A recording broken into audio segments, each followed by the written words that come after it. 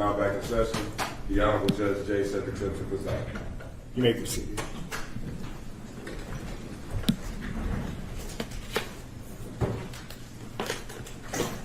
Court does call the case of the people of the state of Michigan versus Sherrone Moore. Counsel, please state your appearances for the record.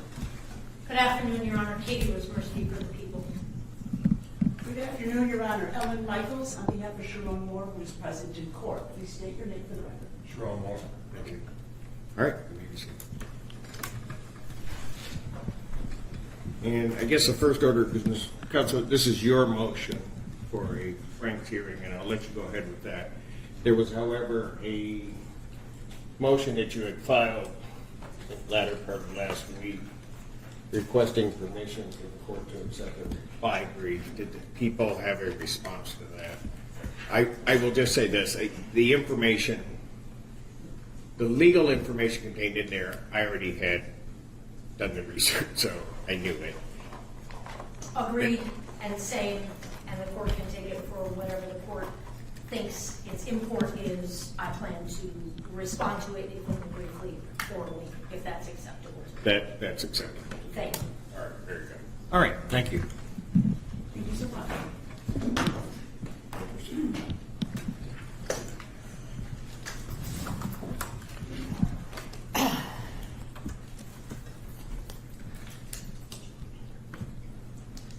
Good afternoon. May it please this honorable court. Thank you for accepting my motion in reply to the prosecutor's response on this issue.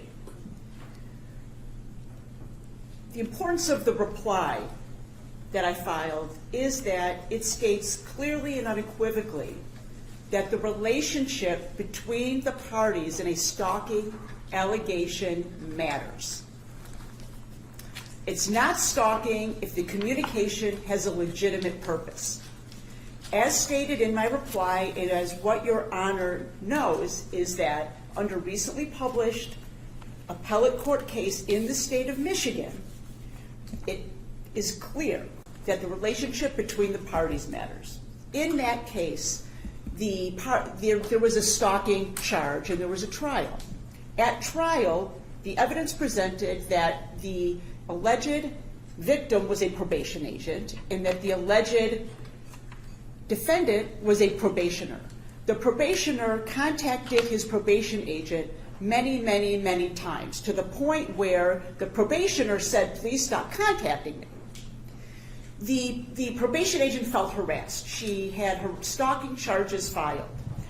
At a bench trial, there was a finding of guilty. On appeal, the appellate court stated that the employment relationship is relevant, that the relationship between the probationer and the probation agent is relevant. That it's relevant because what it shows is that contact between the two parties had a legitimate purpose. The contact was for the probationer to notify his probation agent of certain things. What the court said was that when looking at the reasonable person standard of whether somebody feels harassed, you have to look at whether a reasonable person in that position feels harassed, which gets us to what happened in this case. In this case, Detective Welker presented to the magistrate facts to seek an arrest warrant for Sherrone Moore on stalking charges and on home invasion with intent to stalk. In the facts that she presented to the magistrate, she left out the information that Sherrone Moore was the boss of the complainant. The complainant was the executive assistant to Sherrone Moore, who at the time was the head football coach at the University of Michigan. Why does that matter? It matters because the communications that were presented to the magistrate were 12 alleged phone calls that were unanswered. The 12 alleged phone calls were on a work day. The complainant in this case had not taken a leave of absence. She had not left her job. It was working hours, and she was the executive assistant of Sherrone Moore. Sherrone Moore was never told not to contact her for legitimate purposes. In fact, he was never told not to contact her at all, but that's not what we're here arguing right now. I'm talking about the legitimate purpose. If there are contexts for legitimate purpose, it is not harassment. As I stated a moment ago, the phone calls went unanswered. So there's no evidence as to what the intent of those phone calls were. I can tell you that there was evidence in the police reports that were tendered to me by the prosecutor's office that a text message was presented to Detective Welker by the complainant's attorney as a way to show, look, he's contacting her and she is feeling harassed. It was a screenshot of several text messages. In those text messages were several messages. Are you talking about one before December 10th? There was a screenshot of messages where there was messages from December 9th and December 10th, the days that the alleged stalking occurred. That were presented, you're saying that there's in the report, because by design I don't have the police Correct. reports, right? So are you saying in the police reports there are text messages from what would be the 8th and 9th or the 9th and 10th, but prior to the 10th? Correct.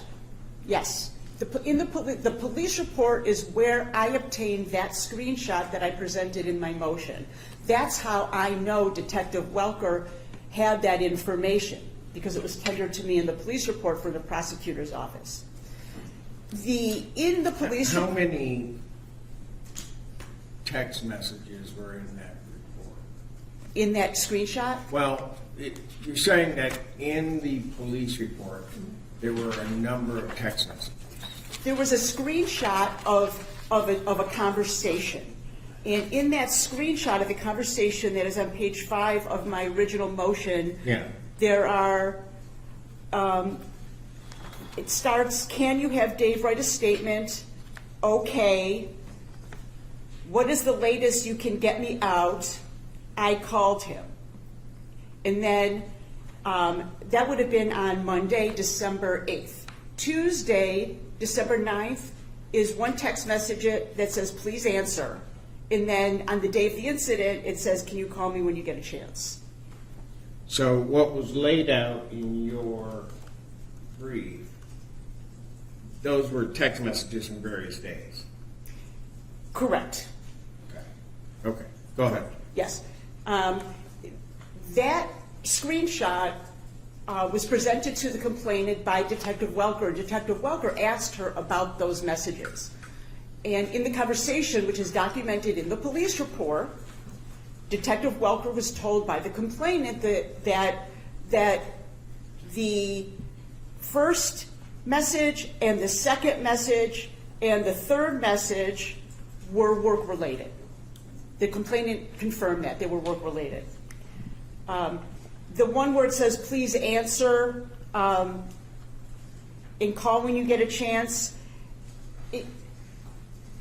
it's my belief that those text messages were also seen as work-related. Those were not part of... Well, it's your belief, but did she say that, or... She said to the detective said, was this work-related? And she said, yes, that's work-related. They showed her the whole screenshot. And she said, are these text messages work-related? And the answer was, yes, those are work-related. And then she was asked, are there any more text messages that you haven't given me? And the answer was no. And that's all in the police report. So the reason, again, to connect the dots is that there's acknowledged communication that was work-related during those days, which goes towards the phone calls. She doesn't know if they're work-related or not. We don't know if they're work-related or not. It's our position they were. It was a work day. There's no evidence to show otherwise.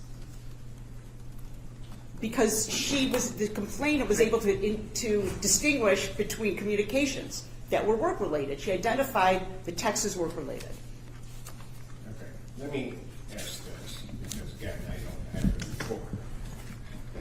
Was information presented to the detective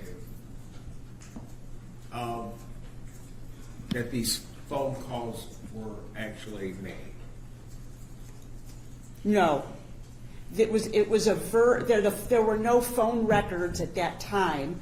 It was verbally said. There were no phone records. It was presented I to. understand that there may not be phone records, but was there a phone log at all? Yes, I have to look. I'm not disputing the fact that there were 12 calls made, if that's what you're asking. There were calls made. But here's I guess what my point is that it doesn't indicate in the swear to that it indicates that the complainant is saying these things, but it doesn't say we look and here they are. Correct. All right. Yes. So I'm just trying to make sure what was, I guess at that time, known. It was known that these calls, that she received phone calls from Sherrone Moore that were unanswered. That's what was known. Okay. So, again, I'm just trying to clarify my own mind. Between the 8th and the 10th, there were phone calls. Correct. We don't necessarily have call logs, but there were phone calls. Not that you're not disputing that. But none of these phone calls were answered. Correct. Right. Go ahead.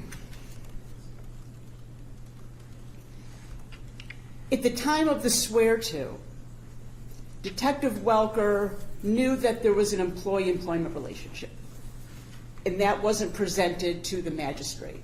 Are you saying that was intentionally done or just done? I believe it was intentional, but I don't believe that I have to prove that. I think that the fact that it is a relevant and material fact to a stalking charge makes it relevant and makes it a material omission. Well, I have two questions for that. Do you have any case law where a hearing of this type, which we'll call a Frank's hearing, but may or may not be, but was an evidentiary hearing was then conducted based upon omissions as opposed to false or intentionally reckless statements? I, in fact, have a case where that was the case. In Oakland County, People versus Galloway, we had a 3-day evidentiary hearing based on the omission of relevant information that a tip came from a privileged source.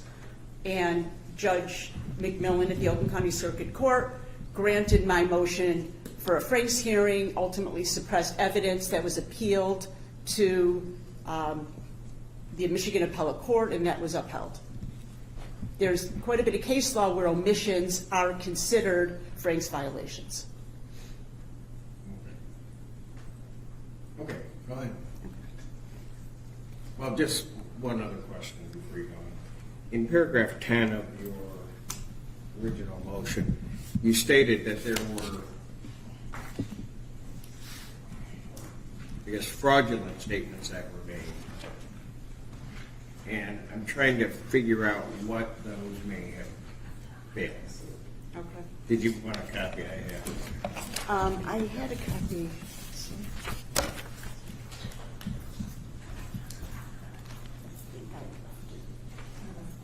Oh, I have it right on top.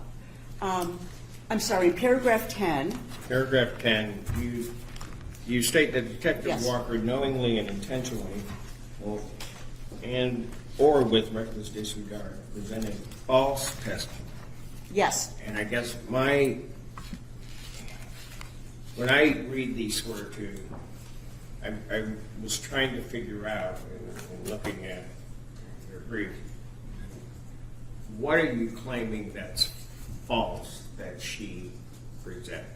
Thank you. That's a great question. I know I asked it. Yeah. Go ahead. Yeah.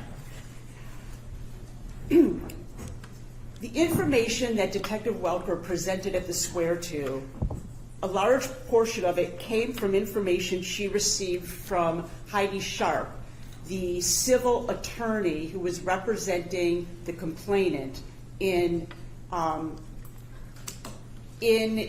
going to General Counsel at University of Michigan to disclose this relationship that is the basis of part of how we got here. This Heidi Sharp is when Mr. Moore came to the complainant's apartment, the first person that the complainant called was Heidi Sharp. Heidi Sharp then calls 911 and says a series of statements that are in my motion that she did not have personal information of and had no basis for and are untrue. Okay, that may all be well and good. I understand that portion of your argument. But in paragraph 10, you're saying that the detective intentionally gave false testimony, or submitted false testimony. Right, I'm Now, getting there. So if I'm the detective and I'm relying on what somebody told me to the court, I don't know that that's false. I understand. So what happened was, after this attorney who was not present gave this information, the actual complainant was interviewed on 3 separate occasions at her residence, which was all on the body-worn camera that I reviewed. The body-worn camera statements made by the complainant were part of the police report. Then there was a follow-up phone call with Detective Welker to the complainant. The information the complainant gave to Detective Welker conflicted with the information that Heidi Sharp gave the detective. So But that doesn't mean that Detective Welker presented false testimony. It just means that, which seems to me to be at the core of your argument, that there was information that was omitted. Well, if Heidi Sharp, who was not a witness, said something that the actual witness contradicts, then it is false. Or unless you're saying that the person who wasn't present is more reliable than the person who was present. It was contradicted. Well, I get kind of what you're saying, but you're... Okay, I'll take it a step further. Okay. Heidi Sharp stated that Mr. Moore had a long history of domestic violence against Shiver. Okay. Shiver herself never made those statements. She never gave that information. There is no record of any of that. There is no documentation of any of that. There is no criminal history. There's nothing to support that statement made by Heidi Sharp. Through 3 interviews, the complainant never says any of that and also doesn't support it. She was asked by Detective Welker about assaultive behavior, and she said, no, there isn't any. Heidi Sharp's comments were completely contradicted, and Detective Welker, by submitting to the magistrate Sharp statements instead of the complainant's statements, was reckless and intentional and false.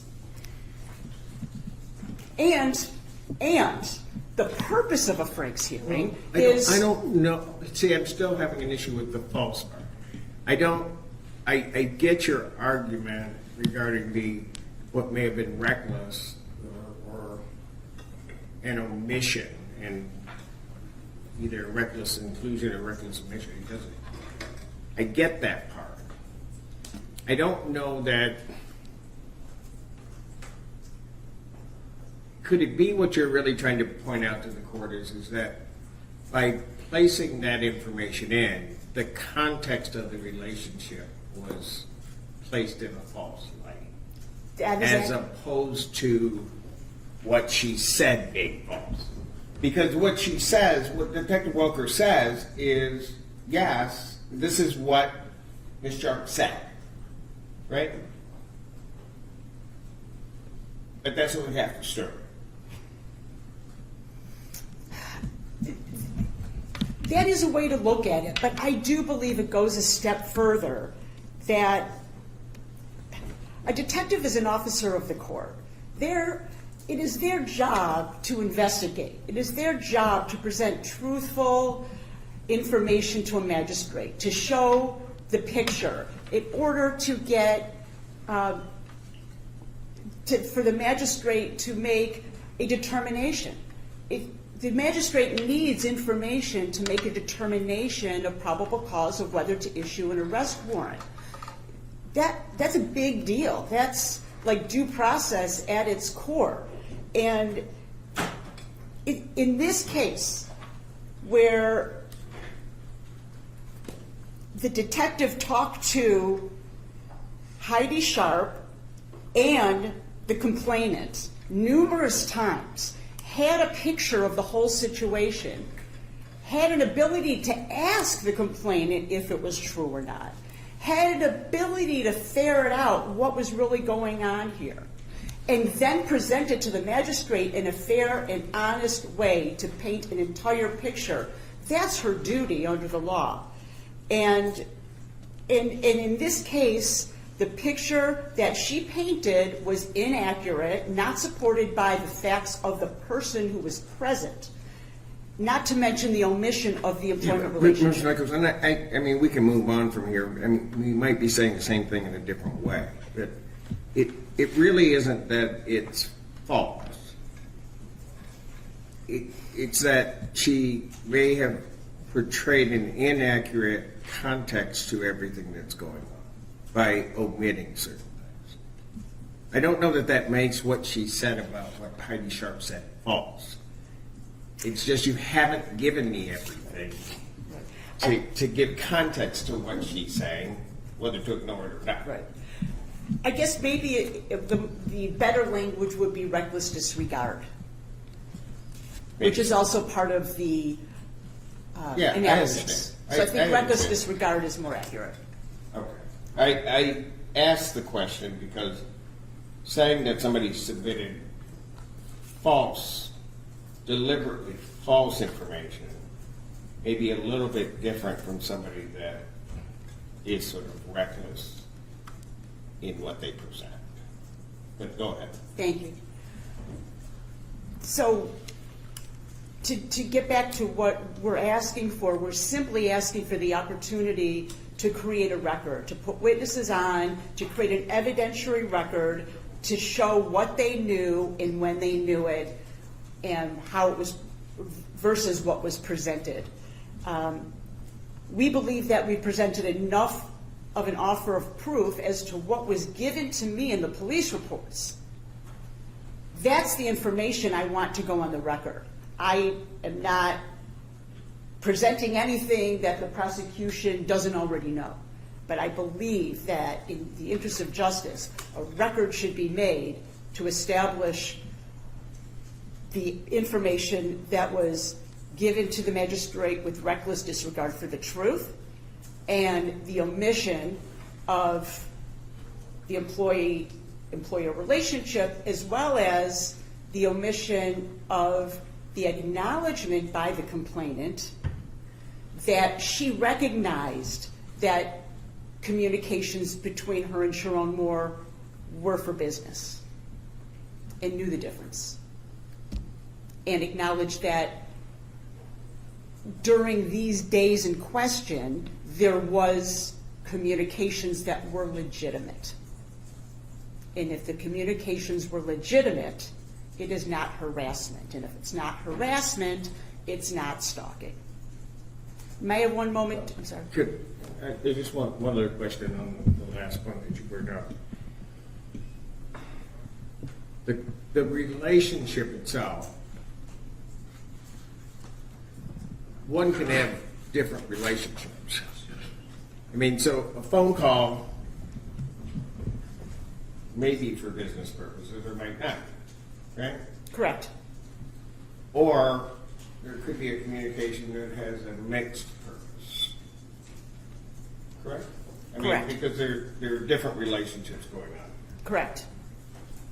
And in viewing it,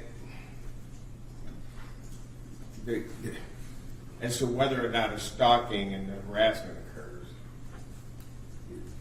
the court would have to take into account that those two things can exist at once, right? Correct. Okay.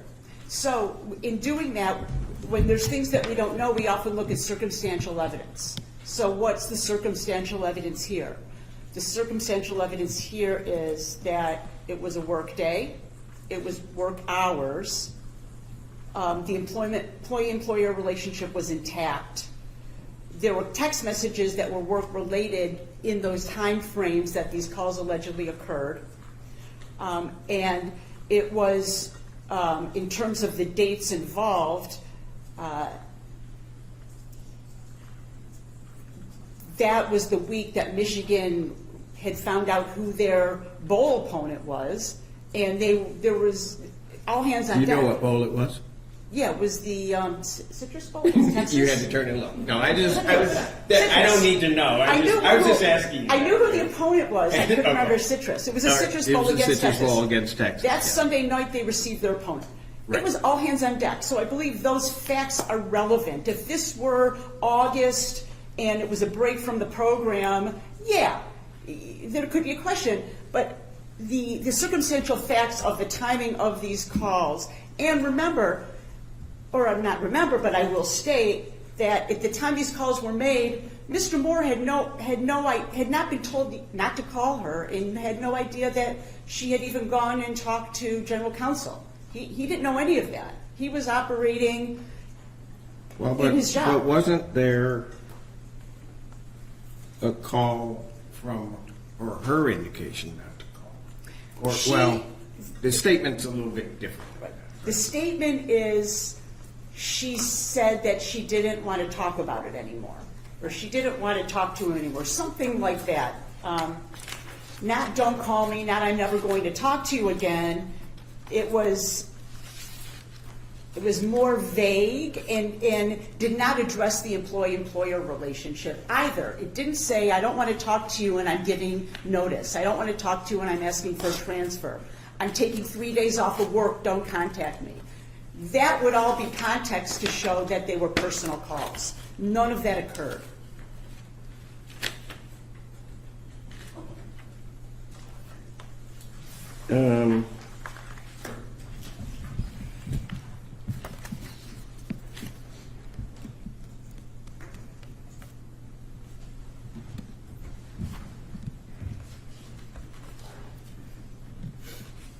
I think it's important to point out what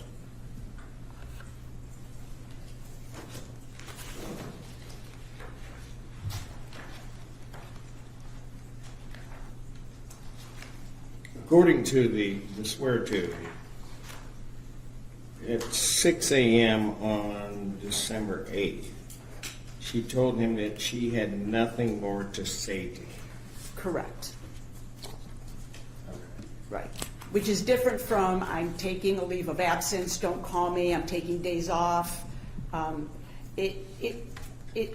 about that indicates he should not call her for employment purposes. The point being is that in order for the court to properly evaluate probable cause, the employment relationship is relevant. We can't even evaluate, or we're having a whole conversation about whether or not the call was for employment purposes. The magistrate wasn't even told of the employee-employer relationship. So this conversation in itself is showing that that was an important piece of information for the magistrate to have known, therefore it's a relevant omission. And just one more piece, just going, actually, thank you. All right, very good. Thank you. Mr. Schmidt. Thank you, Judge. Does the court have a place at which you would prefer for me to begin, or any specific questions? If You not- can start where you'd like. I guess maybe we should start where the defendant started, and that is the relevance of the work relationship. I honestly would end there, but if you would like for me to start. Well, I can start there. You know, it's your argument, so I'll let you go wherever you'd like. Thank you, Judge. Is it all right if I pace, I think, better when I'm on? That's feet fine. moving? I do the Appreciate same. it. Where I start is actually not in my pleadings, and I beg the court's indulgence for a moment because there was a legal, factual issue pertaining to this ask that I struggled with at first. At first it was, hey, does Frank's apply to arrest warrants? I only know Frank's to apply to search warrants. You know, can I wrap my brain around this? I believe Frank's applies to warrants. I've gotten myself there. Arrest, search warrants. I think there's substantial body of case law for you to infer that it can apply to arrest warrants. I think what I struggled with most after that is that defendant's ask has always been that you quash this arrest warrant and that you must therefore at that point dismiss this case. And I see no legal authority for that ask. I have found no legal authority for that ask. I have instead found 2 Michigan cases that I think address the issue. Maybe not head on, somewhat head on. People v. Burrell and People v. Smith. Happy to give the court citations Please. if that is of assistance. People v. Burrell is 391 Mich 124. It appears to be a 1974 case. People v. Smith is 106 Mich App 203. It's a 1981 case. They Said draw- Mich App 203. Say it again. 203. 203. Yes, Your Honor. Thank you. Those cases draw a distinction between this court's jurisdiction and a case existing and your ability to proceed with that case versus the quashing of an arrest warrant. Typically, we think of remedies when a court quashes a warrant is that there is suppression of evidence that flows therefrom, right? That's what Frank's is about, search warrant. They were arguing you should suppress the evidence that came from getting this search warrant.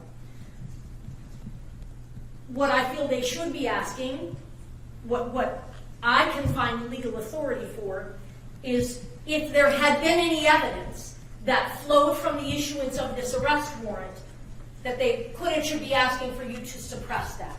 But this is sort of a backwards kind of a presentation. That might exist in a situation where there was not a warrantless arrest, where they had perhaps conducted an investigation, written reports, submitted them to my office, asked for charges, gotten an arrest warrant, went and arrested, and then perhaps did a search and incident to arrest, then perhaps got some statements from defendant. That would be evidence that would flow from the issuance of an arrest warrant. Should you, which I don't think you should you grant a Frank's hearing here, and should you further, which I don't think you should, quash this arrest warrant, you're still left with a validly filed complaint. And while, again, I can't find exact case law to spit this exact holding out for us, what I will cite to the court is things like the statutes and the court rules that pertain themselves to, let's say, preliminary examination. And they don't talk about holding a preliminary examination and then at the conclusion of which, if the court finds probable cause to bind the defendant over, that you bind him over on the charges in the arrest warrant, you bind him over on the charges in the complaint. Because the complaint is how we start a lawsuit. Civil, criminal, that's what that is. That's the pleading. That exists. So my position is, what I didn't plead, is that even if you granted everything they asked for, you can't get to, they have not shown you authority for dismissing this case. Well, maybe not dismissing, maybe, but what if there were not, the court were to go through an evidentiary hearing, get to the end and say, well, if the information that defendant wishes and should have been included before the magistrate, that if that information is there, there would not be probable cause for stalking. then the stalking charge, the complaint would still exist, but the stalking charge would fail. And by necessity, so would the felony, because the predicate offense is the stalking. And then you would have held the hearing on the complaint, you would have evidence and information on that complaint and get to exercise what we count on you for, which is your decision-making to find or not find probable cause on the charges as they are laid out in the complaint. Right.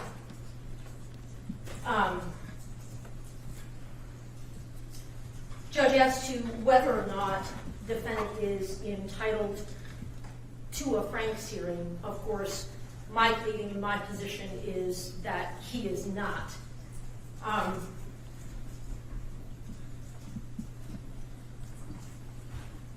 Franks talks about there needing to be a substantial preliminary showing before you make a decision to grant a Franks hearing. Honestly, in Michigan, I think we go better than that. I'll do defendant a solid and say that I don't think that he actually has to show you substantial preliminary showing for you to make that decision. I think People v. Franklin, the 2017 Michigan Supreme Court case, stands for the proposition that this is your courtroom, your motion, your discretion. You get to do that if you see fit. My position is that to do that here would be an abuse of that discretion. I will note for the record that People v. Franklin, that judge clearly had his or her own opinion about the credibility of the CI that was in question, having been referenced in that search warrant. And so in that judge's discretion, based on that concern for credibility that doesn't seem to be laid out very clearly in the record or in the written case law, that judge made that decision and it was upheld on appeal. So Judge, this is your discretion, but again, I submit that it would be an abuse of your discretion. Would it really be an abuse of discretion if I were concerned about the context of the relationship that was placed before the magistrate? Because I'm not entirely clear why Ms. Sharp's statements are even part of the swear to. But her statement being part of the swear to creates a certain context of the relationship between Mr. Moore and the complainant in this case, right? So I'm not sure why that's there. The court, from the time I received Ms. Michael's motion, and then your response, has had and looked at the swear to, has itself, before necessarily really closely looking at anything, had a concern about what was put before the magistrate. And mainly because, having done swear-tos regarding stalking cases, having presided over a number of stalking cases, one of the, I think, primary things that always comes out is the relationship of the parties and the extent of that relationship, so that the court can take into account why communication may be occurring. I mean, some of the, and you know this, some of the egregious ones, there's no connection whatsoever between the parties, but all of a sudden it's happening, and then that creates one scenario. Then you've got other scenarios where you have an estranged husband and wife with children who are contacting, and then a court has to go through an analysis about what the context were. So would the court really,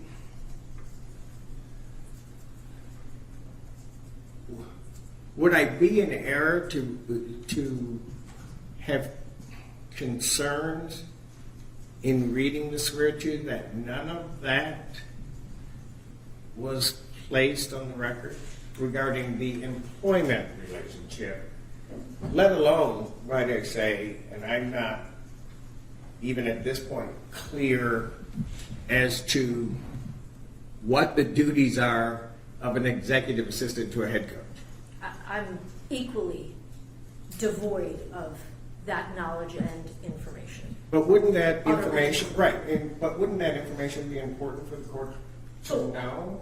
So Judge, I wonder if I could spit back to you what you have said to make sure that Sure. I understand. Because Absolutely. I appreciate the court's candor. And you told me to start there, and I went ahead and started where I wanted to. Yes. So here we are, right?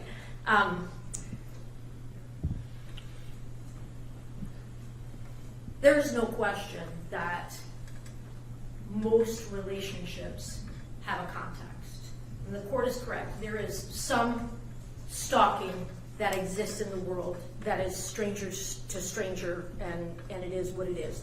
I have encountered precious few of those. Most relationships have context.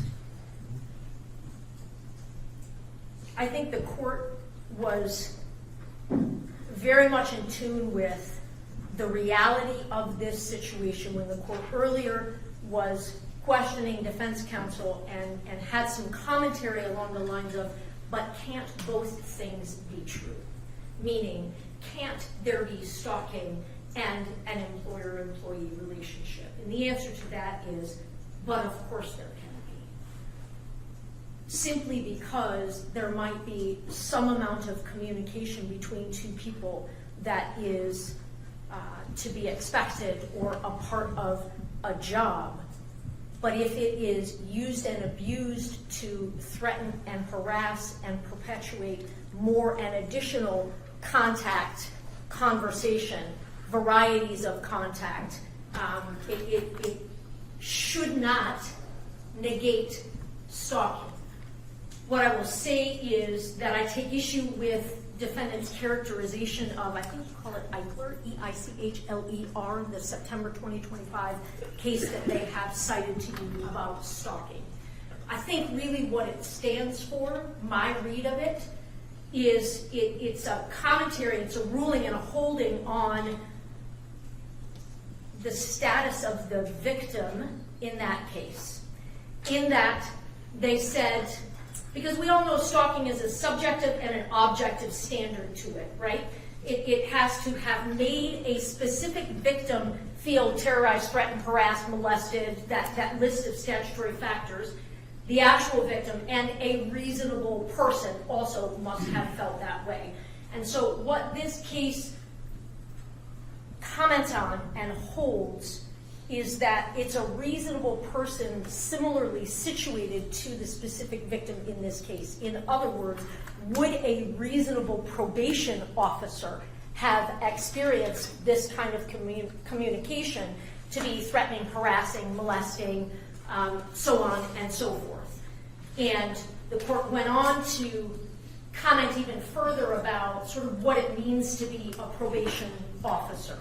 And that you deal with individuals on the regular who have difficulty following direction. Court went on to underscore that this communication from this particular defendant did not involve any kind of threats, did not involve going to the victim's home or place of employment. It was simply texts, and they were all able to be characterized as about probation issues. So it is, while it does exist as a case in the context of an employment, if you want to call it that, relationship, it's very specific, in my opinion, to the specific roles that those two individuals played with one another. Yeah, but that burden rests with the people who showed it. Isn't it true? I mean, during the course of the swear-to, that would have to be shown to the court. I don't make a presumption that it's one way or another, do I? It would be our burden to show what at the Well, swear-to, Judge? at the swear-to, well, it would be the people's burden, I guess. Seeking the complaint to show that somehow those... Got to give me something that says it's something other than what might be work-related, right? So I guess what I would then point the court to is that this complaint and warrant alleges an incident on odd date. I'm not saying that when we come to prelim here, should we get to that stage and this court orders a preliminary examination, I'm not saying that I wouldn't say to you, Judge, I'm looking to expand that date range. But right now, it is alleged December 10th, 2025. And as we all now know, since we're going to what we know, defendant was fired. And what we know, according to the complainant, as is testified to in the swear to, he called her 2 times after that. She didn't answer, showed up at her apartment, barged his way in, grabbed the implements that he did. She felt utterly terrorized in that moment, threatened to kill himself, pointed the implements at her, backed her further into her apartment, eventually left when she got her lawyer on speakerphone, and even after he left, then called her, as is witnessed on body cam, called her yet again, and sent her 2 more texts. I hate you, and my blood is on your hands. So on December 10th, and as was sworn to by Detective Welcome, there is more than sufficient probable cause for the issuance of a warrant that includes stalking. That's my position. I have case law because I have had individuals question me as to whether or not behavior that occurs all on one day can satisfy the elements of stalking, that course of conduct, non-continuous, separate acts. And while it is an unpublished case, Judge, I find a lot of takeaway from this case. It's People v. Smothers. So it's 2025 Westlaw WL 3483111. So it's a Mishap case. It was decided December 3rd of 2025. And it talks about 3 phone calls. 3 phone calls that took place in barely over 1 hour can constitute sufficient evidence for aggravated stalking. Were those phone calls answered? Those phone calls were answered, but none of them, interestingly enough, were answered by the victim.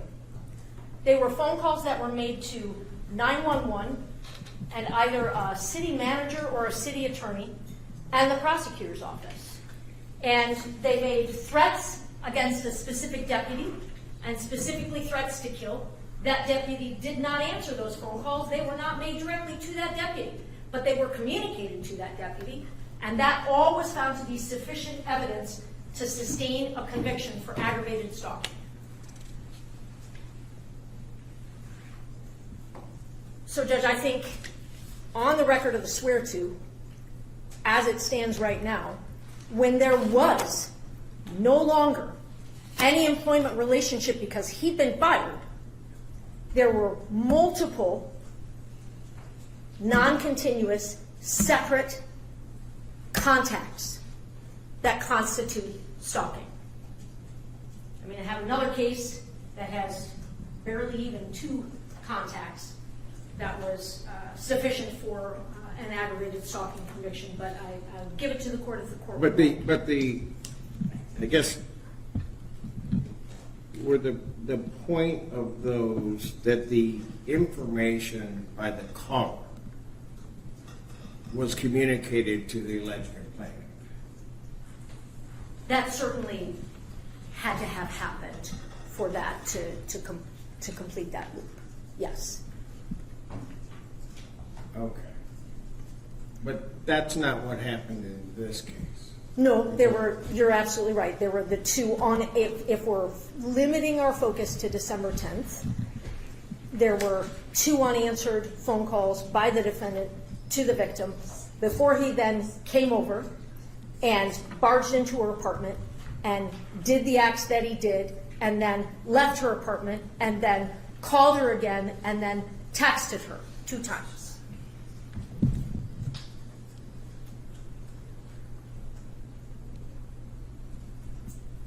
Judge, I would like to address the court's seeming discomfort with a failure to place on the record at swear to that there was an employment relationship, or perhaps what has been portrayed to the court as a disconnect between what Ms. Sharp, the attorney, communicated to the detective and what the victim communicated to the detective. Ms. Sharp, it appears defendant takes issue with three sort of statements or comments that Ms. Sharp made specifically. One is that defendant had been stalking the victim for months. The other is that he has a long history of domestic violence against this victim. And the third is that he is a very dangerous man.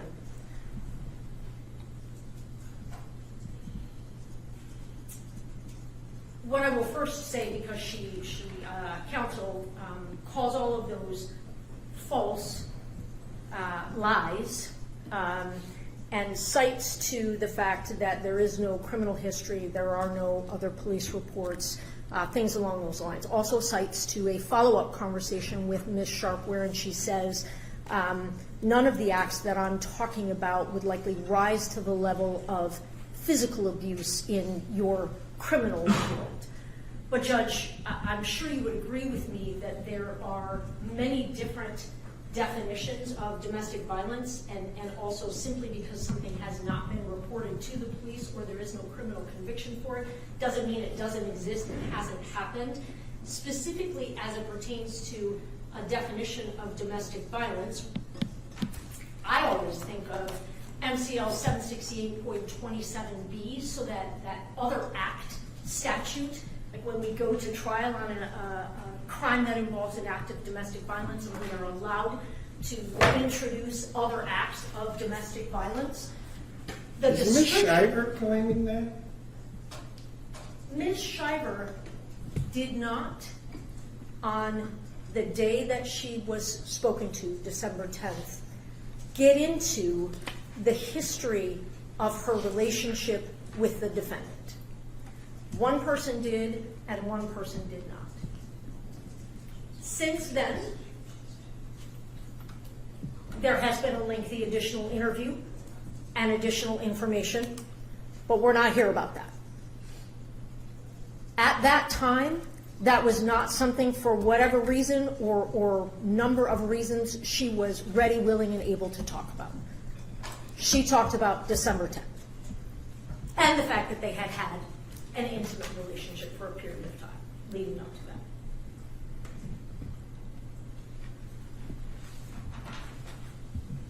So, Judge, to characterize Ms. Sharp's statements as lies simply because there isn't any adjudicated history of it, that misses the mark. There is no mandate that there be an adjudicated history of it for it to be an accurate statement, or at least an accurate statement in her mind. She goes on to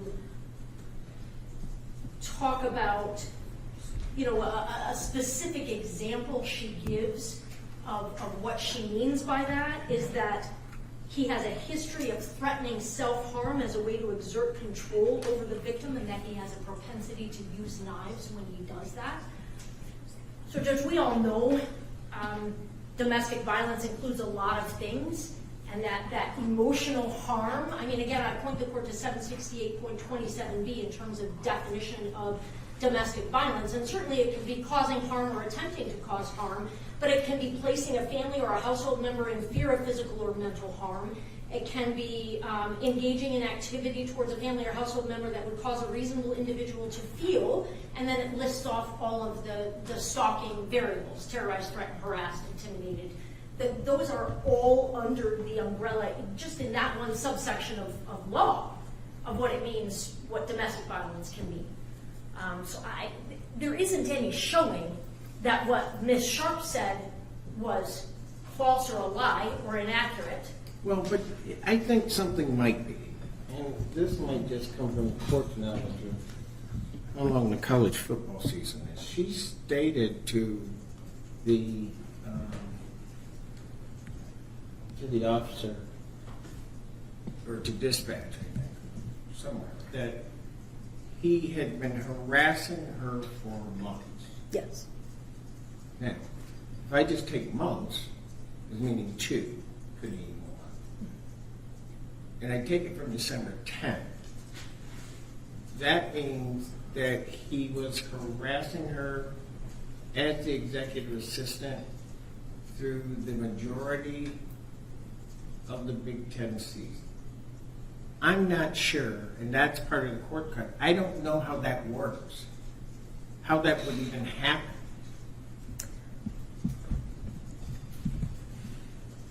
Because I think that presupposes that the harassment she was talking about is just phone calls or texts that were maybe work-related, or that were work-related. So it was there then placed to be a context. It wasn't just something that the court should ignore.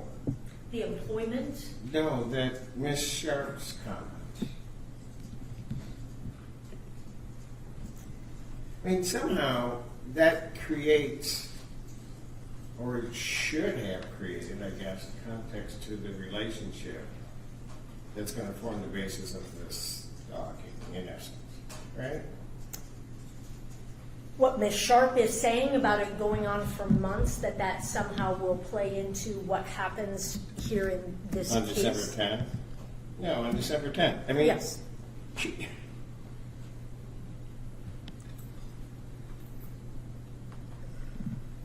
Well, then why wasn't it all given Which, to the manager? which is meaning that they had an employer-employee relationship. Yeah, but it's even, and again, I don't know, but I'm just going to assume that it's different than just an employment-employer relationship. I mean, from the standpoint that it's almost like a CEO and the executive assistant to a CEO. I mean, the closeness of that relationship, I just don't know how the court wasn't informed. If I had to guess, and that's part of what's challenging here because we have one record, which is a transcript, and we're all sort of arguing from things we think we know from police reports and investigations. But if I had to guess, I would guess that it's because the detective assumed that as a fact, as a known fact, if I had to guess.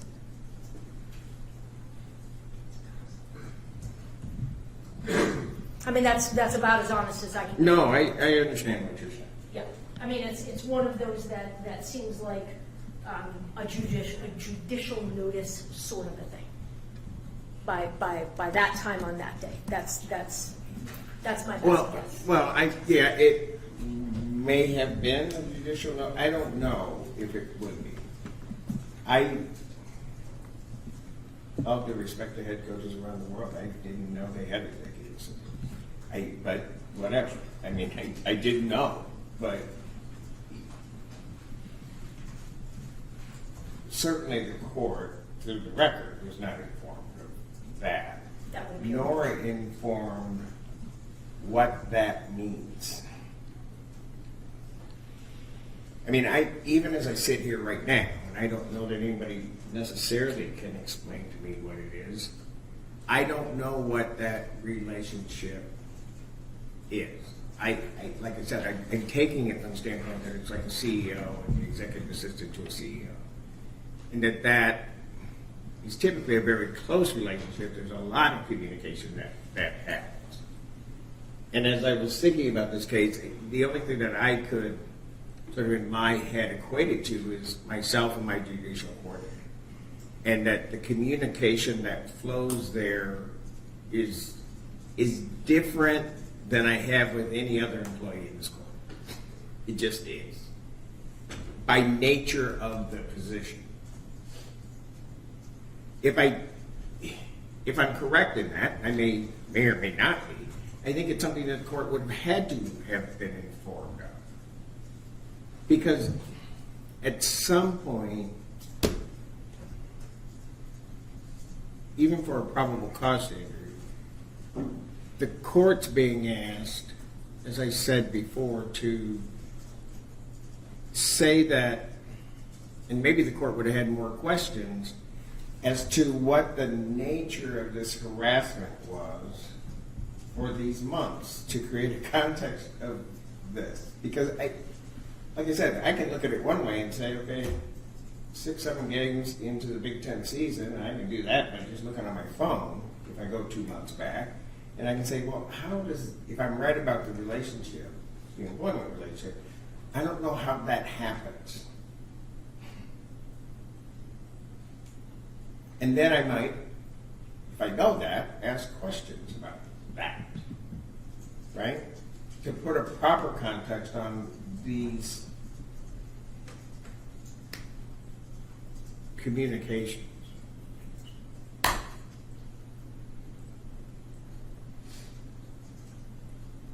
So, I'm sorry. You may go ahead. No need to be sorry.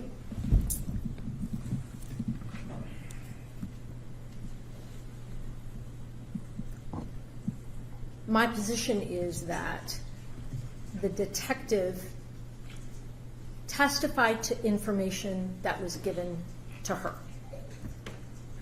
Was there an omission of employer-employee, that fact? That would appear to be accurate. Again, my best guess is that she assumed that was a known fact. She testified to information that was given to her. The charge pertains itself currently, as we stand, to behavior on December 10th. Can I just say, though? Sure.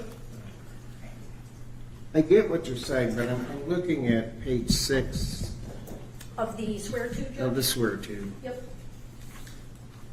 and starting at line 3, basically.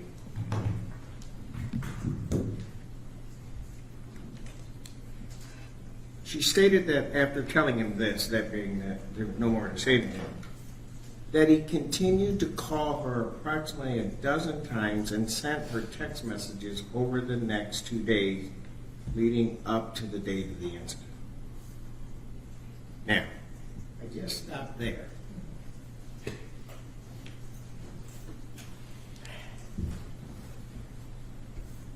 If I have, it's, and I think everybody's right in terms of there needs to be a picture painted for the magistrate. If Ms. Sharp is indicating that there's all of this other stuff that's going on, and so if I'm the magistrate, that's what I'm hearing, then I'm hearing this, that this individual says that she has no more to say to him, and then there are these dozens of calls and text messages that occur over the next 2 days prior to this incident. Frankly, you'd be leading me to believe the negative. Because you're not giving me anything else. Not sure I follow, Judge. Leading you to Meaning negative. that these communications couldn't have been for any other purpose. I mean, because it's equally as plausible that, I guess, that they could be for the purposes of harassment as for the purposes of work relationships. But by placing it on the record this way before the magistrate, you've given the magistrate no alternative but to believe that it is a continuation of the behavior that Ms. Sharp describes, which I don't know if she's vacated or not. That's my problem. I think the best I can offer the court along those lines, with the exception of not having sworn to the fact that they were employed together at the U of M, that Detective Welker passed along the information that was given to her, swore to and testified to the information that was given to her. Well, I got a problem with that too. Yeah. Because part of the problem is my understanding, and maybe I'm wrong, but from listening to Ms. Michael's argument, I think I was right. She has the other text messages from those 2 days, right? Somewhere she saw those, but doesn't say anything about them. Doesn't say anything about what those are. Yet, the one that occurs after on December 10th, well, one particularly, Yeah. she lays out in great detail. That I have a problem with because it seems to me, if I were the magistrate, I'm getting half the story. I'm not getting the full story. It might be one thing if what was testified to had been, well, these 10, that after that call on the 8th, there were other messages that were sent. They were work related, and then the 10th occurs.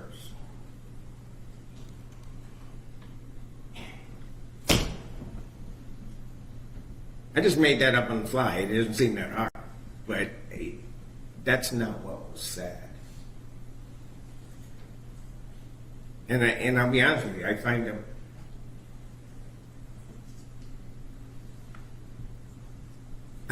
it a problem when the court isn't given all of the information for the court to make a proper determination of probable cause. I really have a problem with that. Because quite frankly, I think that the defendant's due process rights, as well as the right of the people to be able to proceed with a validly sworn out complaint, are at jeopardy. Does it impact the court to be mindful that the investigation was then and continues to be ongoing, and that there was always the plan and expectation of getting phones and phone records and further interviews? That, does it make me feel? No, it doesn't make me feel like that. And the reason it doesn't is because if you think you needed that, then you needed to wait. Okay? But my problem isn't what's going to be gotten later. My problem is disclosing to the court what you have now.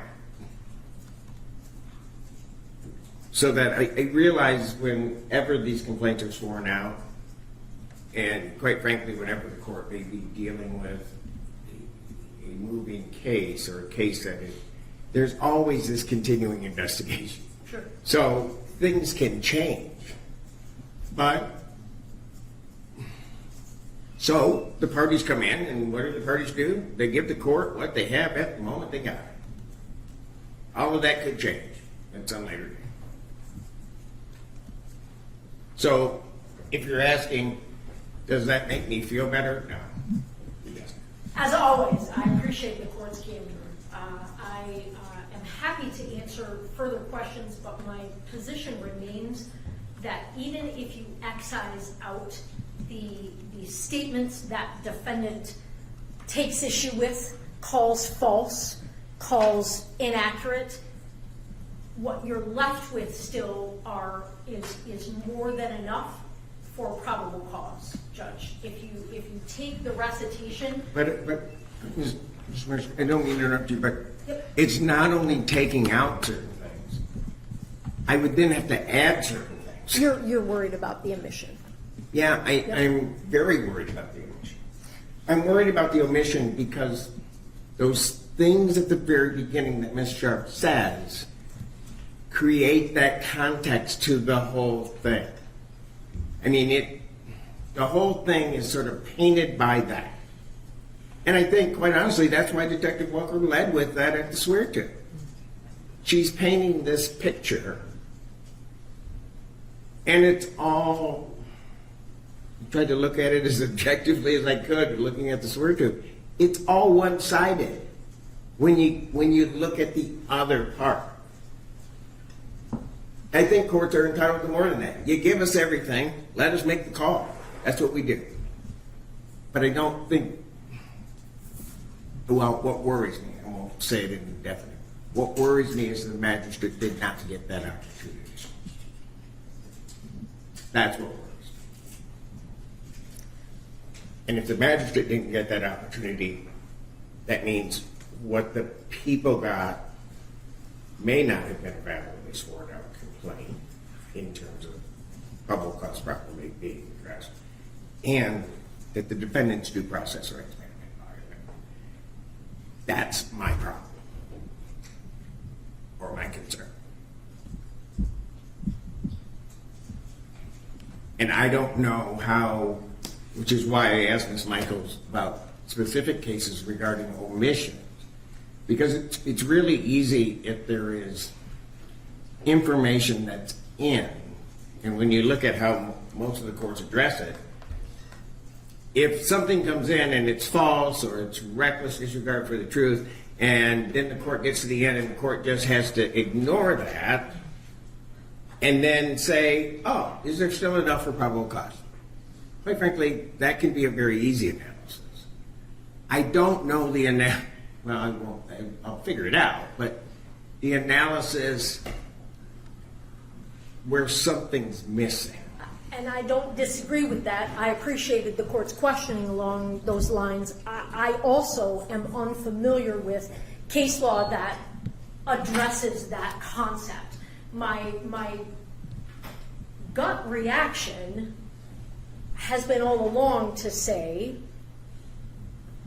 that that is because those are issues that are addressed at the sort of test the evidence stages, like a prelim, a bind over, trial, things like that. But that's nothing more than a gut reaction. You don't ever want to endorse hiding the ball. You know, that's not who we are. That's not what the system is. That's not what the system should be. That's not what we stand for.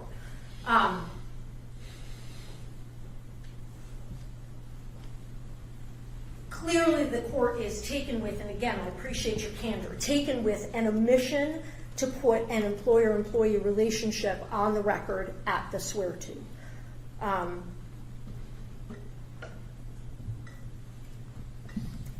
I can't fix that in the moment.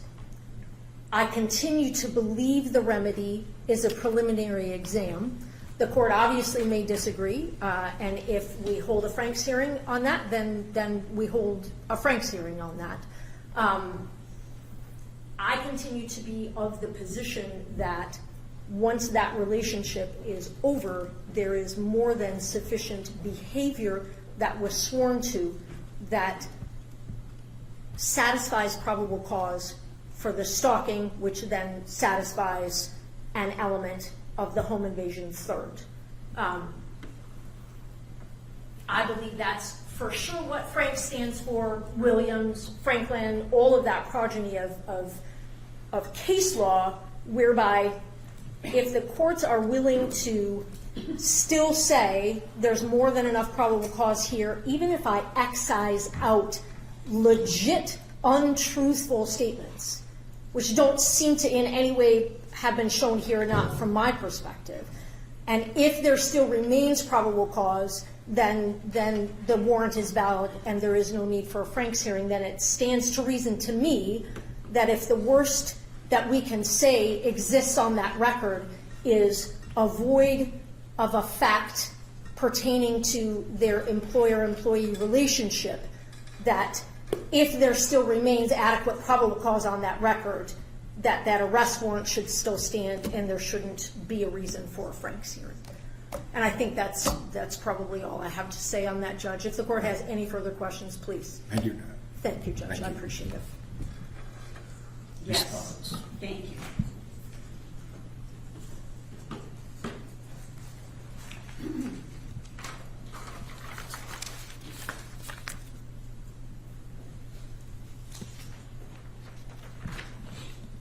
The first thing I'd like to address is the position the government is taking that there are enough stalking acts on December 10th after the end of the employer-employee relationship. Count 1, home invasion in the third degree, states that it is breaking and entering with the intent to commit a misdemeanor, and in this situation with the intent to stalk. So in order for home invasion in the third degree to have survive a probable cause analysis, relying on the act's post employer-employee relationship isn't good enough. They have to show that he went into her apartment with the intent to stalk her, which means there had to have been predicate acts of stalking prior to entering the apartment. If they are now saying that the only acts that we are relying on are the acts post leaving the apartment, the home invasion fails. And it should fail, because there was no stalking prior to December 10th or after is our position. That's one point I'd like to make. Second point I'd like to make, in People v. Eichler, in paragraph 6. Counsel, can I just ask one question? Yes. In regard to the stalking,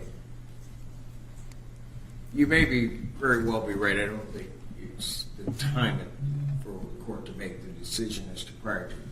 But after entering, leaving, and then texting, those could be non-contiguous acts that could constitute stalking. Too soon to answer that, honestly. I haven't been, my mind That means yes. But No, go no, ahead. not necessarily. No, go ahead. No, because No, you're stalking- not. I understand Okay, why you don't stalking want to isn't- answer that. But those could potentially formulate a stalking charge. I might agree with you that the stalking, as it's framed in the complaint, isn't the predicate for the home invasion. I get that. But that illegal entry or potential alleged illegal entry and then text message could do that. Assuming it can show intent to harass and all these other elements Understood. that I would have to analyze, which is why I'm saying I'm not going to answer that until I actually analyze the facts. That's okay. I've got my answer. Go ahead. You can keep with your argument. But it's important, though, as to the felony. I mean, a felony is much more serious than a misdemeanor. So if the stalking fails as to going there with the intent to stalk, breaking and entering with the intent to stalk, that would have to have been a second or third act. You can't go and do something. I'm not saying I'm disagreeing with Okay. you. I'm just saying Thank you. that you made a statement Understood. that I might disagree with, but go ahead. The government also pointed out that there, in the fact pattern that she just relayed to you about Mr. Moore walking towards the complainant while he was holding the butter knives. I'd like to point out that the prosecution or the charging agency, they're the ones who get to choose. They didn't charge him with assault or aggravated assault or any assault. They looked at the facts and didn't even ask for that. So to describe him as dangerous and assaultive, they didn't even see that as assaultive on that day. I just want to make that point. Finally, the prosecutor also stated that there was further conversations with the complainant to flush out more of the history. That conversation occurred prior to the swear-to. The in-depth conversation with the complainant was documented in the police reports and is on body cam, video, audio and video, and at no time does she describe a history of domestic violence or a history of stalking. And one more thing is,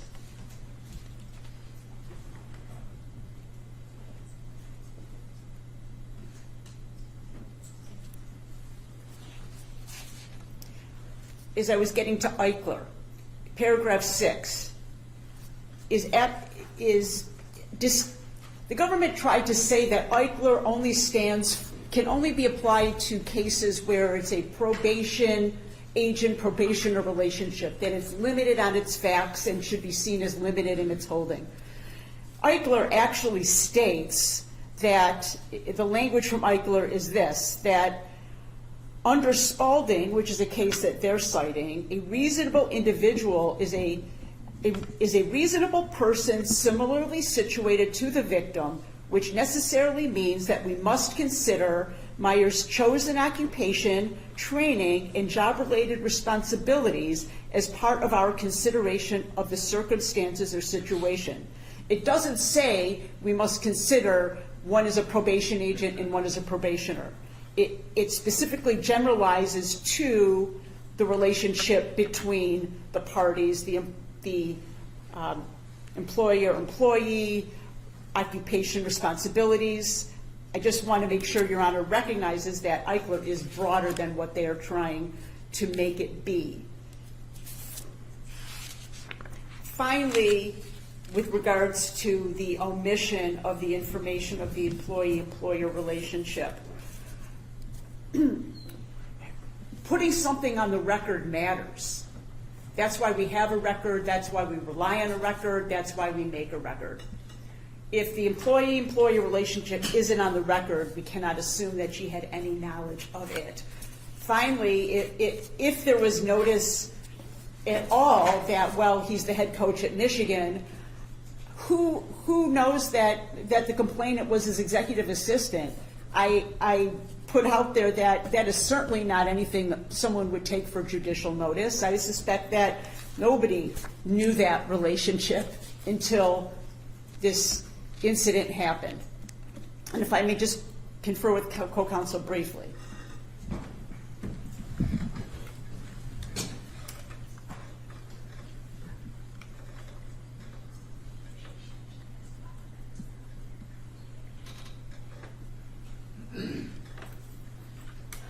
One last point to make is the prosecutor presenting to Your Honor that it is a known fact that Sherrone Moore is the head coach at Michigan.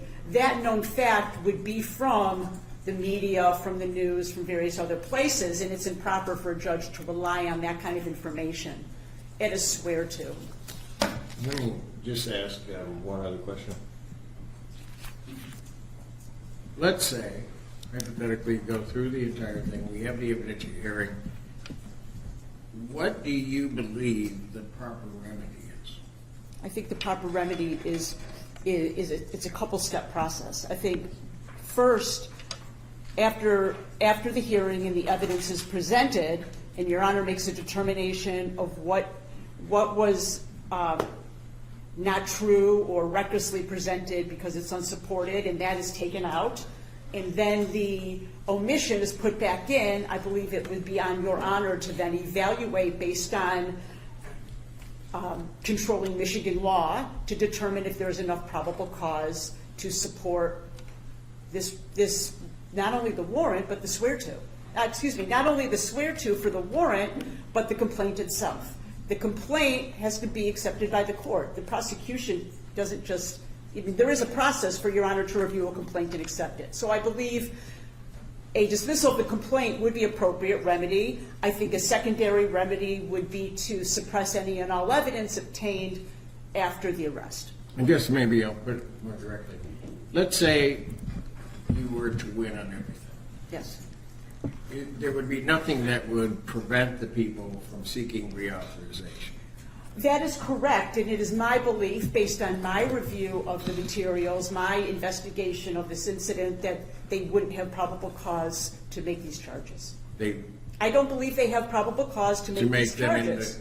Regardless, you just don't think that there is. I believe when presented fully and fairly to a magistrate, I believe there is not probable cause to support these charges. And I believe there's less probable cause now than there was when the incident happened. I don't know what that means. I believe that the evidence that has now been collected will show that there was not stalking. Right, but That's what I'm saying. right now, I'm not dealing with any of that. Because you're, for the purposes of this motion.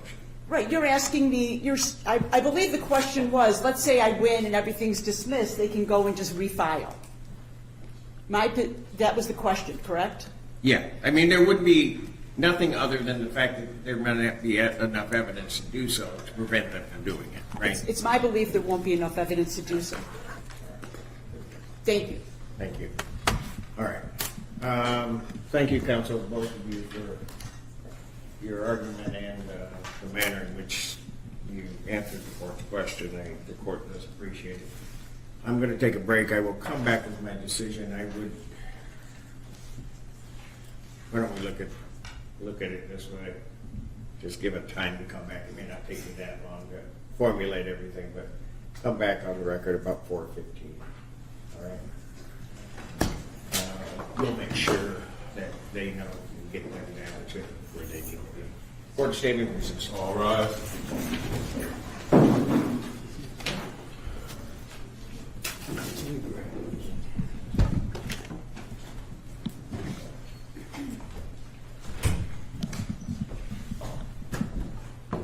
You may be seated.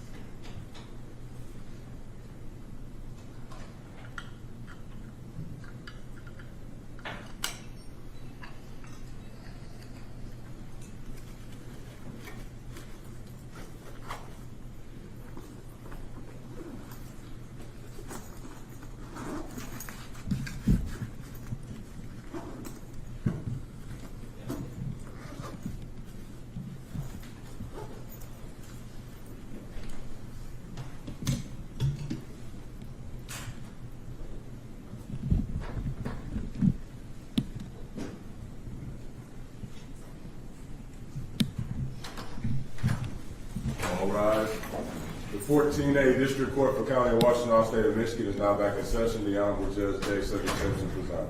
You may be seated.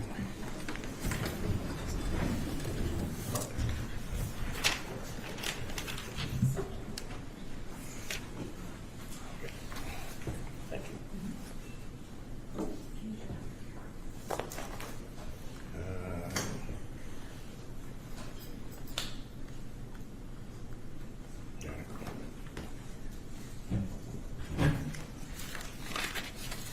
Back on the record in the case of the People versus Sherrone Moore.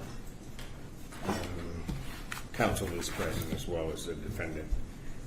And I first of all again want to thank counsel for their well thought out arguments, and most of all for answering the court's questions, which since the filing of the motion for Frank's hearing and to quash the arrest warrant have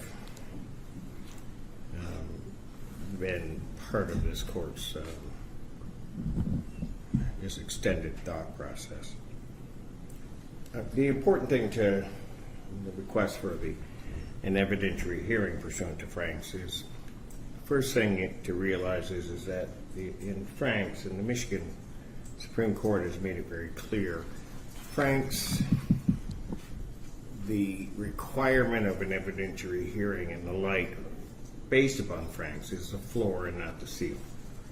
Michigan, I think as the people have acknowledged, allows greater leeway and discretion for courts to hold evidentiary hearings regarding issues involving a search warrant, arrest warrant, or warrants, where it is in some way demonstrated that there is either evidence which is intentionally or unintentionally in certain respects misleading or false, or where there is almost a reckless indifference for the truth. This case brings up sort of a different issue, but brings up the issue of an omission. What is clear from this court's perspective, at least, is that an omission in certain contexts can be more damaging, more problematic, more troublesome than what might be an intentional misrepresentation to the court. In either way, or in any event, this court is of the belief that at every proceeding, every representation made to a court should be a full and complete representation to the court so that all the parties can receive their due process. That includes the people, it includes the defendant, and anybody else coming before the court. The defendant wishes this court to have an evidentiary hearing regarding the issues, but fundamentally it's focused around certain portions of the omissions and sort of the context, particularly as I gather from the defendant's argument, and what has been a concern of the court is the context of the relationship. People, on the other hand, don't believe that the court should hold an evidentiary hearing and that it would be an abuse of this court's discretion, which it has, the discretion anyway. But it would be an abuse of that discretion to hold an evidentiary hearing. An abuse of discretion, what is very clear from the case law, only occurs where the result of the court's decision or use of its discretion is outside of the range of reasonable outcomes. I don't believe that granting an evidentiary hearing in this case would be outside the realm of reasonable outcomes at all. And just by way of context,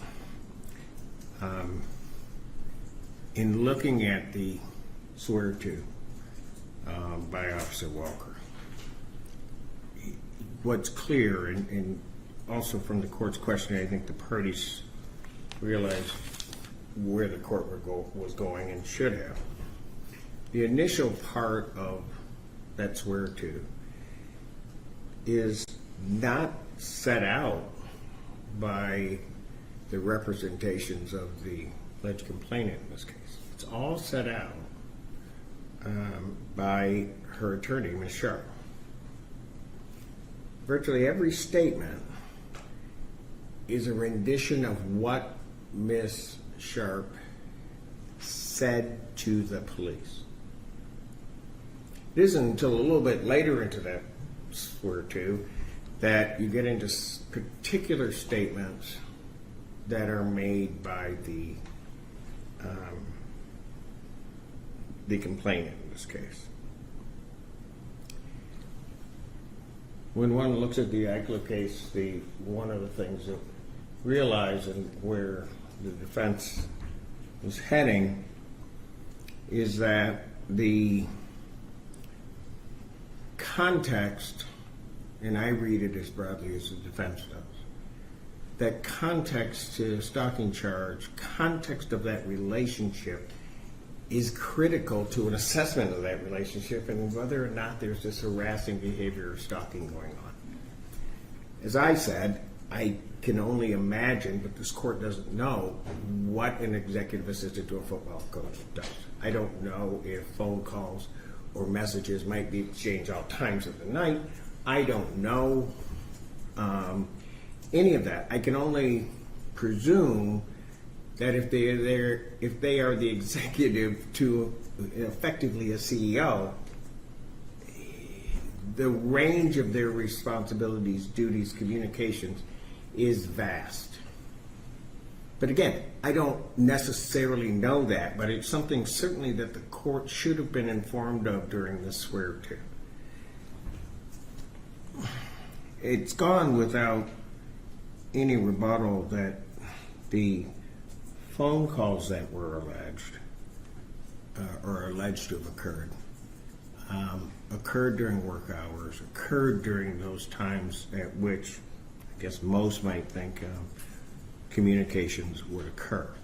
That the written messages, in terms of text, were admittedly employment related, at least is what's been represented to the court. I don't know why that wasn't given to the magistrate. I think that the evidentiary hearing would be necessary because there's no mention of the employment, that context given to the relationship. The context during the swear to is a one-sided rendition of things by someone else. It isn't, it by no means would constitute a full picture.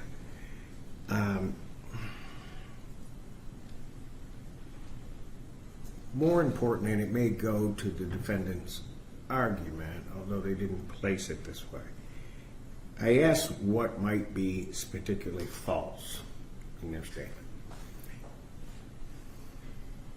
That's a tough question to answer, and I appreciate the response that I got.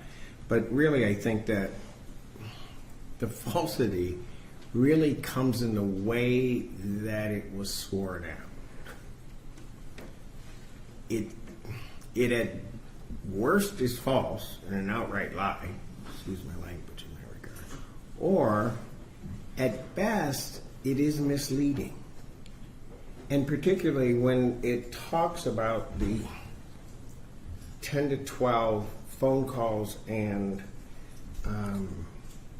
text messages, there's not one mention of the fact that those to which they could determine were work-related. There's not a mention of it. That is a huge, in this court's perspective, that's a huge omission. Because immediately afterwards, again, there's like a statement from the complainant about these 12 calls, making them seem as though they are somehow related to some type of harassing behavior because there's nothing on the other side to say what it may be. And then the immediate statement afterwards is a text message that came after the incidents or later on the 10th, after the issue regarding the complainant's home.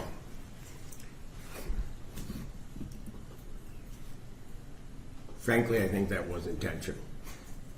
I think it was intentional to place a context without saying it. Give the court a context. If you look at the very beginning, that he's this monster, he's this person that's been doing all of these things, been harassing her for months. You lead that down into all of a sudden this day comes along, or the 8th of December comes along. There are these 10 to 12 phone calls, which one might presume would be a continuation of the harassment, but we now know are not any type of harassment. And then the December 10th incident. I don't believe a lot of times in coincidence. I don't believe that things happen all the time by accident. I agree. I think that that was an intentional misdirection to the court in terms of what this should look like. That doesn't mean that I would end up any place different than where the magistrate was. But the magistrate was owed the benefit of having all of that information prior to making that decision. It is, in this court's mind, a glaring omission to leave out or frame this relationship only in one way. That doesn't mean that it doesn't intertwine itself between the personal and the professional. It doesn't mean a lot of things, but this was not solely this personal relationship, and the magistrate should have been able to look at that and determine what it would be. That you can tell right on the surface. I would suspect as you dig deeper, there would be other issues that aren't painted in their full context in terms of what happened. So for those reasons, the court, in exercising its discretion, is going to grant the motion for an evidentiary hearing in this case to be held. And counsel, I'm going to have a couple of questions for you. One is in regard to availability, and I would indicate to the parties that I would like to hold the PCC date if possible. So I'm looking at getting to this in quick fashion. The other issue I would have, or a question that I would have in setting a date, is what witnesses you would anticipate calling, and I'll start with the defense. Can I go home, Jim? You may.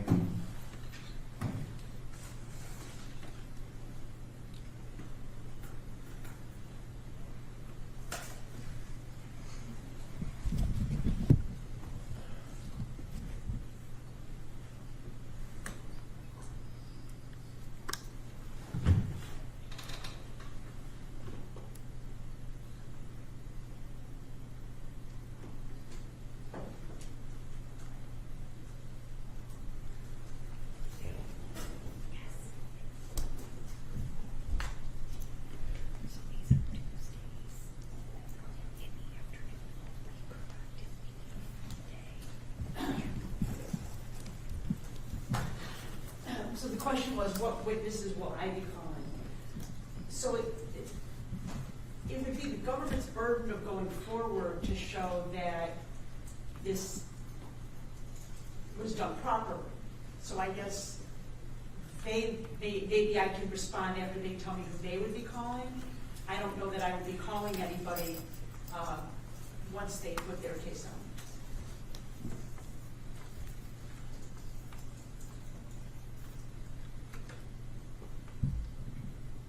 Really doesn't matter to me who goes first, because I'm going to get to where I'm going to get to.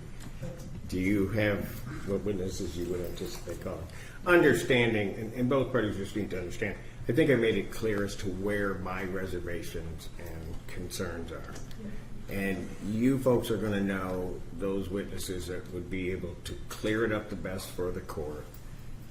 So, I mean, off the top of my head, Your Honor, I think the court, I would imagine, would want to need to hear from Detective Welker, Yes. from, I would imagine, the victim, and from Ms. Sharp.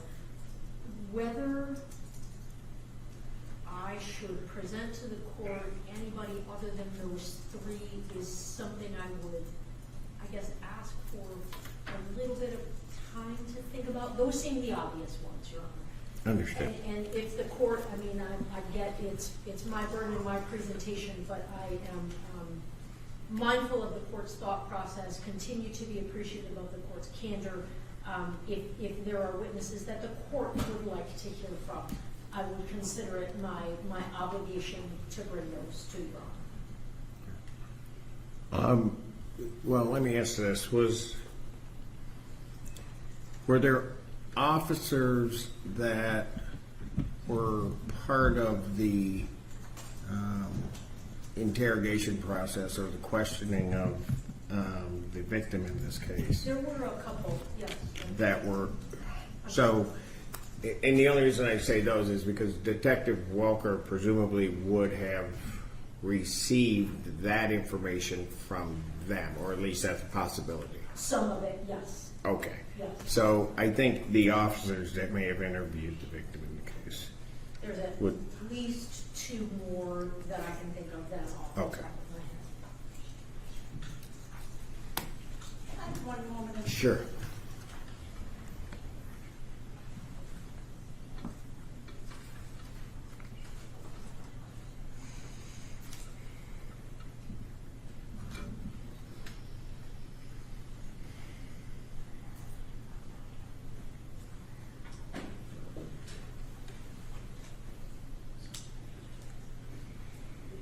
I would agree that Detective Welker will be a necessary witness, and then I don't know the name offhand, but the officer who had a body camera on at the scene could likely be a witness or potentially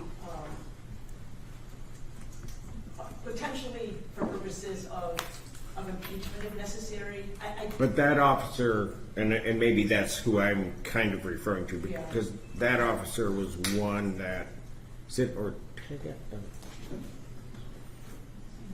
I can't remember. I think somebody referred to it in something. That Escobar Lawarca, who was the original respondent. Right. officer. That's it. So that I would think would be for sure, yeah. There were a multitude of other officers that came and went Okay. from that apartment. All of them had body worn camera. Some asked additional questions, some asked mostly repeated questions. There was one officer who did a follow-up phone interview, whose name is escaping me right now, Peterson, and that is a recorded follow-up phone call, Patterson, with the victim. So those are two for sure. If you're Okay. looking to hear from and see body cam of interactions with the victim, so Escobar, Lawarca, and Patterson.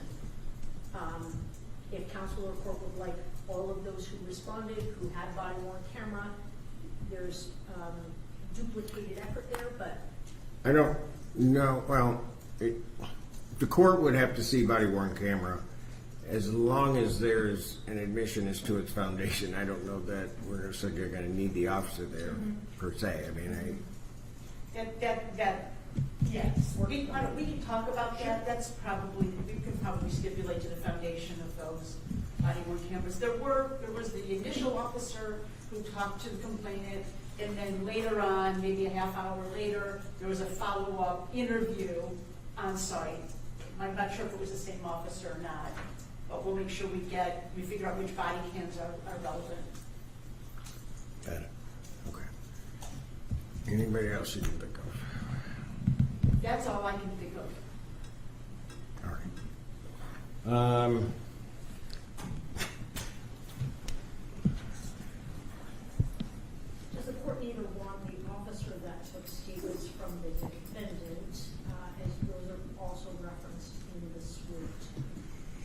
I think that would also be prudent to have that, officer. Thank you.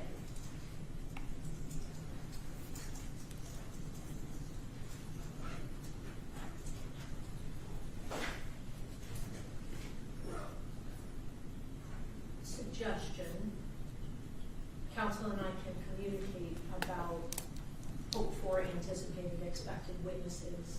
If I then compile a witness list, serve it on the court and council with perhaps a reference to just very minimal first responding officer, Yeah. the phone interview of victim. If then there are additional witnesses that anybody would like to hear from, I can consider it my responsibility to make sure they're All right, very good. Is that, That works, yes. okay, very good. Okay. I'm just looking at that. This is going to be an all-day fair of these. So, those of you that practice before me know that that's usually limited for me. However, I would have and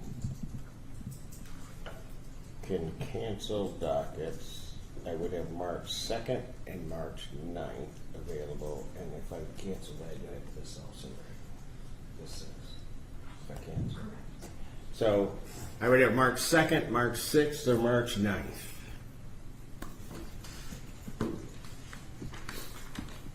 Currently have a murder trial set to begin March 9th. Might be resolved in the process of doing that. So in light of the 9th currently being occupied, the 2nd is the best bet. Okay. Followed by the 6th, followed by, in the moment, not the 9th, but they may all wind up being good from my perspective. Got it. Thank you. I prefer the second, March 2nd. I'm available that day. Okay. Well, it's not Groundhog Day, so I'll be good. March 2nd, 9 a.m. Okay. Well, we'll set the evidentiary hearing in this matter for March 2nd, 2026, 9 a.m. Counsel for the defendant will prepare an order consistent with the court's ruling today. I will do that. All right. Is there anything else from either side? No. No? One question I did have, I know that at our probable cause conference, there were issues regarding documents from the University of Michigan. You had indicated that you may ask the court for a subpoena. I was having my staff on the out look for that. Has that been resolved in any way or not? I have not done that yet. I want to have a conversation about that. Well, sure we are. All right. Why don't you guys talk about it? Just let me know. I just wanted, I was curious because it's one of those things on my checklist that wasn't checked off. So. All right. Folks, thank you very much. Thank you. Time will continue. Court stands in recess. All rise.